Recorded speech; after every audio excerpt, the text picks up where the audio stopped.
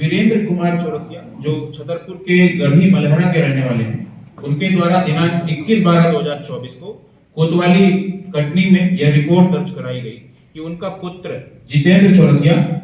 जिसकी उम्र 35 वर्ष है, वो सतना में रेलवे डिपार्टमेंट में लोको पायलट के पद पर कार्यरत है। और उनकी पत्नी ने दिनांक 21/12/24 को जितेंद्र ने अपनी पत्नी को यह बताया कि वो अपने मित्र धर्मेंद्र चौरसिया के साथ बोलेरो गाड़ी से कहीं अन्यत्र जा रहा है। इसके पश्चात से जितेंद्र का मोबाइल लगातार बंद आ रहा था और इसके बाद दिनांक 22/12/24 को उसके दोस्त धर्मेंद्र चौरसिया को फोन लगा करके पूछा गया कि जितेंद्र कहाँ है। तो उसके द्वारा यह बताया गया कि मैंने जितेंद्र को रात में करीब 3 बजे कटनी में मेन रेलवे स्टेशन के बाहर छोड़ दिया और उसके पश्चात में जबलपुर चला गया।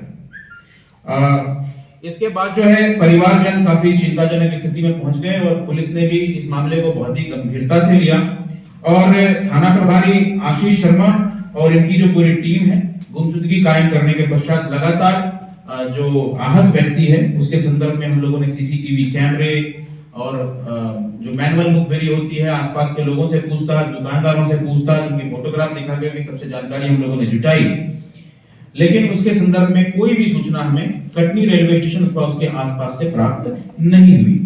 पूरा घटनाक्रम इस प्रकार का था, उससे प्रतीत हुआ कि ये जो गुमशुदगी का मामला है यह संदेहास्पद प्रकृति का है और गुमशुदा का जो दोस्त धर्मेंद्र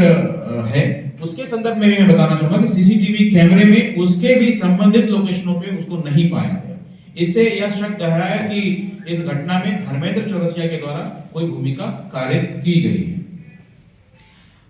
साथ ही जब धर्मेंद्र चौरसिया से हम लोगों ने सघनता से पूछताछ की, हिकमत अमली से हम लोगों ने पूछताछ की, तो उसने धर्मेंद्र ने पुलिस को बार-बार नई कहानियां बता करके, जैसे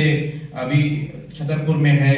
कभी खजुराहो, कभी उत्तर प्रदेश के औराई में, इस प्रकार से उसने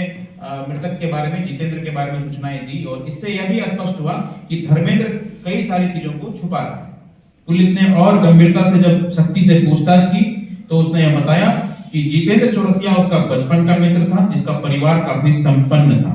और उसने अपने अन्य 2 साथियों के साथ मिलकर के जितेंद्र चौरसिया का अपहरण कर उसके परिवार से 1 करोड़ रुपए ऐंठने की योजना बनाई और इसी योजना के तहत उसने अपने साथियों को 2 देसी कट्टे उपलब्ध कराए और साथियों को यह कहा कि जितेंद्र को मैं अपने साथ गाड़ी में लेकर के आऊंगा और उसके बाद जो है तुम लोग योजनाबद्ध तरीके से हम दोनों का एक साथ ऐसी कार्रवाई करना, ऐसी कहानी बनाना कि जैसे हम दोनों का एक साथ अपहरण हो गया है। इसके पश्चात ऐसी जानकारी मिली है कि जितेंद्र को इसने शराब में नशे की गोलियां भी मिला के पिलाई है, जिसके कारण जितेंद्र जो है वो बेहोशी की स्थिति में चला गया और उसके पश्चात बोलेरो गाड़ी से ही दोनों पन्ना पवई होते हुए जा रहे थे। रास्ते में शांता वाटरफॉल पवई के पास जितेंद्र चौरसिया को होश आ गया। उसने धर्मेंद्र से यह कहा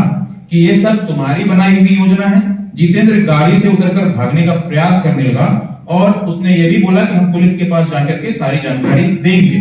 तब घबराहट में धर्मेंद्र चौरसिया ने अपने साथी से कट्टा लेकर के जितेंद्र के सिर में गोली मार करके उसकी हत्या कर दी और उसी फॉल के पास गहरी खाई में उसकी बॉडी को डंप कर दिया। मैं बताना चाहूंगा कि हमारी टीम ने इसमें उत्कृष्ट काम किया है। जैसे ही ये जानकारी हमें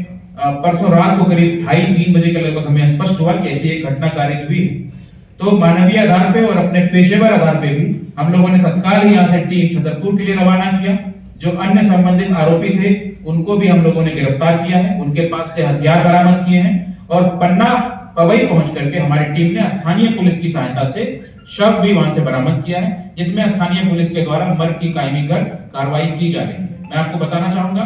कि इस घटना में सतना से चूंकि यह घटना प्रारंभ हुई थी और वरिष्ठ अधिकारियों के मार्गदर्शन में इस घटना को हम लोग सतना पुलिस को ट्रांसफर करेंगे। Thank you.